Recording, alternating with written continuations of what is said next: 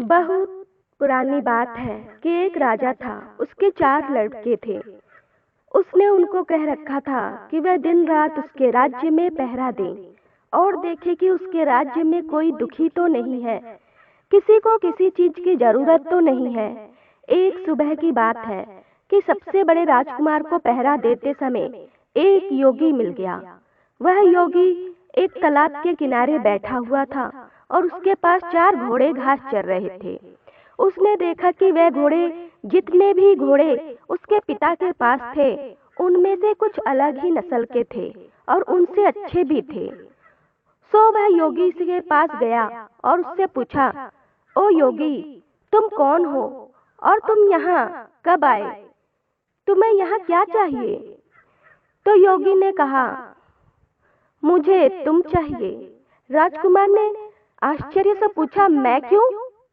मैं इस देश के राजा का सबसे बड़ा बेटा हूँ। मेरे पिता ने मुझे इस देश को देखने भालने के लिए कहा है कि मैं यह देखूं किसी को किसी चीज की जरूरत तो नहीं है। तो तुम यह बताओ कि तुमको किसी चीज की जरूरत तो नहीं है। योगी ने फिर वही जवाब दिया, मुझे केवल तुम चाहिए और कुछ नहीं। पर अगर तुम्हें कुछ चाहिए तो तुम मुझसे बताओ, मैं तुम्हारे लिए वह ला दूंगा। राजकुमार बोला, ओ योगी, मैं तुम्हारे इन बढ़िया घोड़ों में से एक घोड़े पर सवारी करना चाहता हूँ।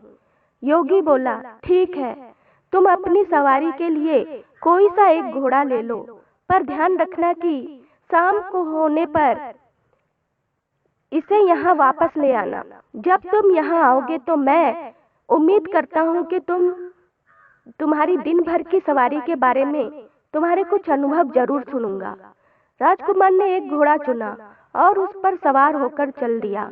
जैसे ही राजकुमार उस घोड़े पर चढ़ा तो उस घोड़े ने तो बहुत तेजी से भागना शुरू कर दिया और वह एक जंगल की तरफ जा रहा था। वह एक सब्जी के बगीचे के पास जाकर रुक गया और उस बगीचे के चारों तरफ ऐसी बाड़ लगी थी कि उसके अंदर कोई नहीं घुस सकता था। राजकुमार जंगल की तरफ कुछ दूर गया और फिर वहां से लौटने लगा। जब वह वापस लौट रहा था तो उसने देखा कि उस सब्जी के बगीचे के बाड़े में लगे सारे डंडे हंसिया बन गए हैं और बगीचे में से सब्जियां काट रहे हैं। यह देखकर उसे आश्चर्य तो बहुत हुआ, पर उसकी वजह उसकी समझ में नहीं आई कि ऐसा कैसे हुआ।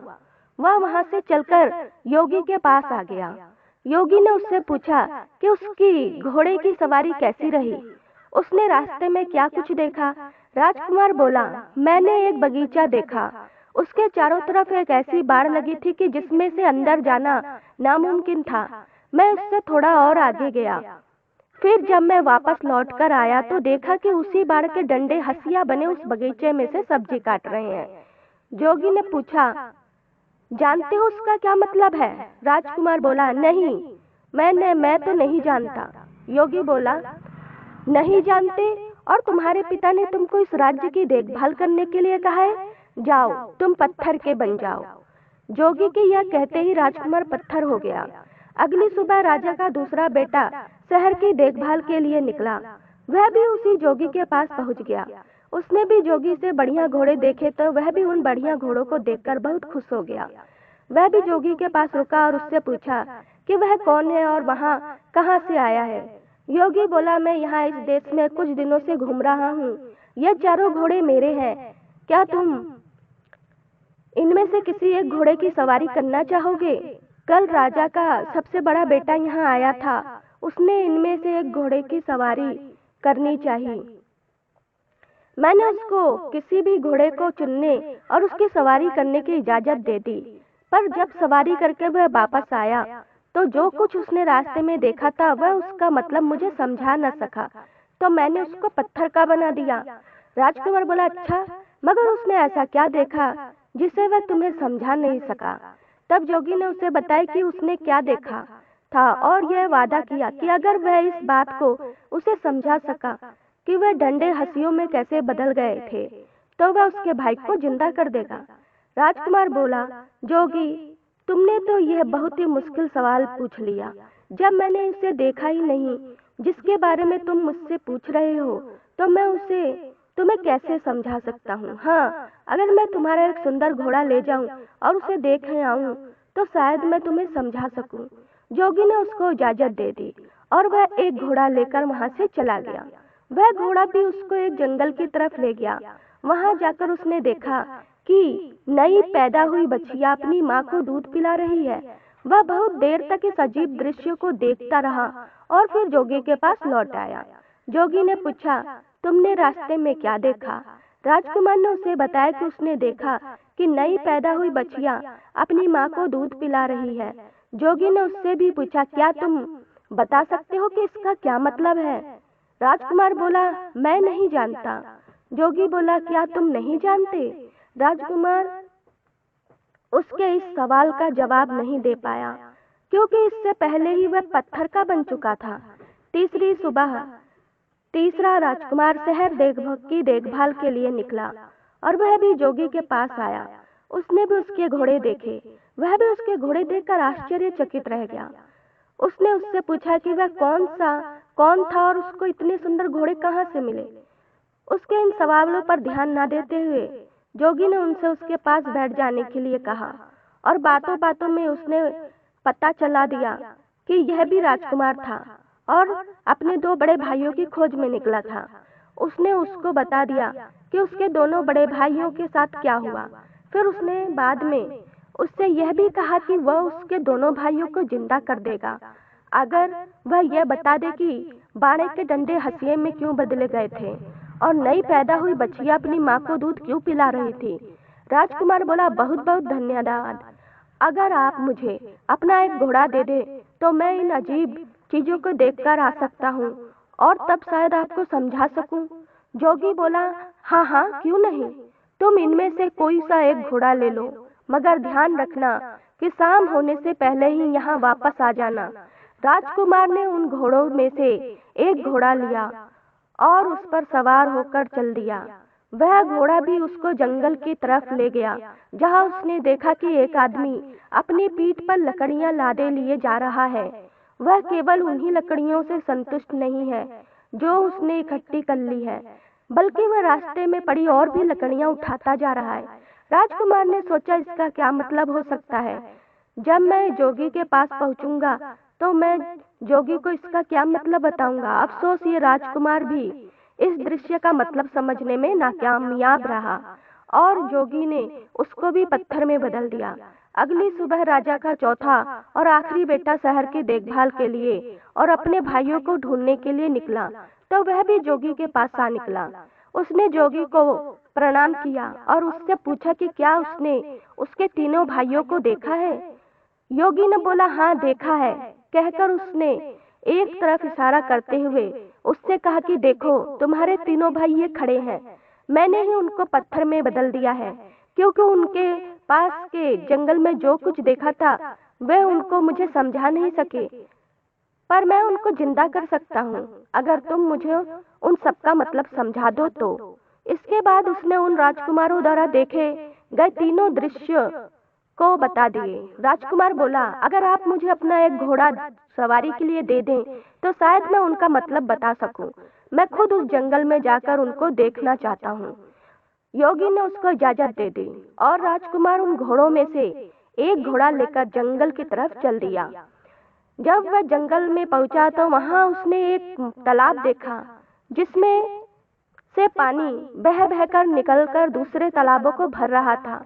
उस समय वह बड़ा वाला तालाब खाली था, क्योंकि उसका सारा पानी उन छोटे तालाबों को भरने में लग चुका था।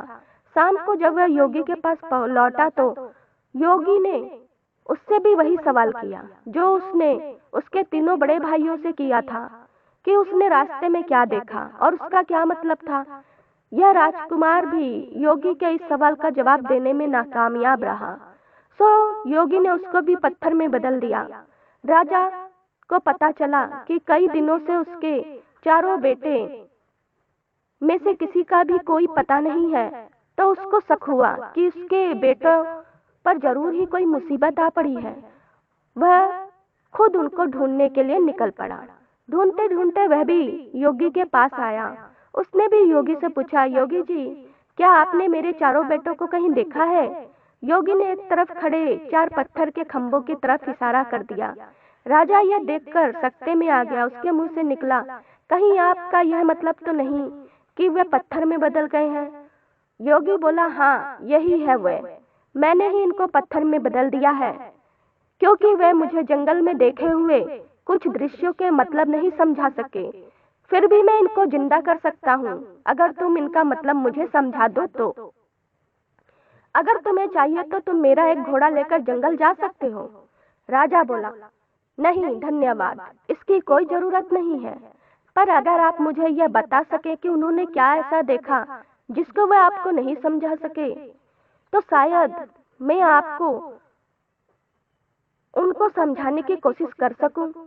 तब जोगी बोला, राजन, तुम्हारे सबसे बड़े बेटे ने जंगल में एक सब्जी का बगीचा देखा जिसके चारों तरफ ऐसी बाड़ लगी थी जिसको पार करके अंदर जाना नामुमकिन था।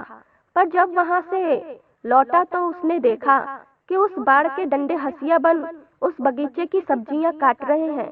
इसका क्या मतलब है? राजा बोला, यह एक ऐसे आदमी की तस्वीर है जिसके पास कुछ पैसा सुरक्षा के लिए रखा गया हो, और जब उस पैसे का मालिक अपना पैसा उससे वापस मांगने आया हो तो उस आदमी के उसके पैसे को या तो कहीं छिपा दिया हो या फिर उसे खर्च कर दिया हो, जिससे कि उस पैसे के मालिक को उसका पैसा न मिल पा रहा हो। जैसे ही राजा ने अपना वाक्य पूरा किया कि उसका बड़ा बेटा उसके सामने जिंदा और तंदुरुस्त खड़ा हो गया। जोगी ने अपना दूसरा सवाल किया, तुम्हारे दूसरे बेटे ने एक नई पैदा हुई बछिया को अपनी माँ को दूध पिलाते देखा, इसका क्या मतलब है? राजा बोला, बड़ी अजीब सी बात है कि उसको यह देखकर किसी ऐसी स्त्री की याद नहीं आई जो अपनी बेटी की कमाई पर जिंदा रहती हो। राजा के ये कहते ही उसका दूसरा बेटा भी जिंदा होकर उसके सामने आ खड़ा हुआ। तब जोगी ने अपना तीसरा सवाल पूछा, राजन, तुम्हारे तीसरे बेटे ने एक ऐसा आदमी देखा जो अपनी पीठ पर लकड़ियां लादे लिए जा रहा था। वह अपने उस ढेर से संतुष्ट नहीं था और रास्ते में उसको और जो लकड़ियां मिलती जा रही थी वह उनको भी उठाता जा रहा था। इसका क्या मतलब है? राजा बोला, यह इस बात को बताता है कि कुछ लोग ऐसे होते हैं जो उनके पास जो कुछ भी होता है वह उससे संतुष्ट नहीं होते, उनको हमेशा ही और ज्यादा की इच्छा बनी रहती है।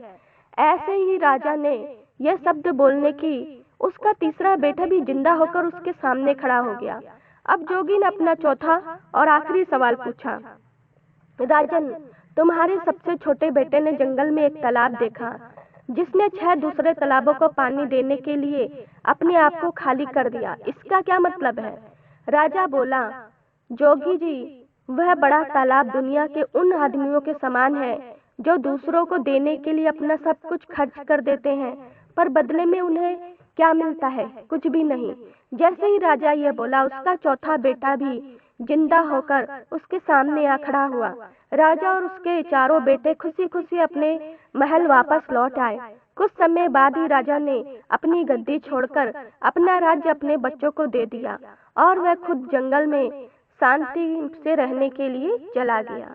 अगर ये आपको कहानी अच्छी लगी हो तो मेरे वीडियो को लाइक एंड सब्सक्राइब कर दीजिएगा।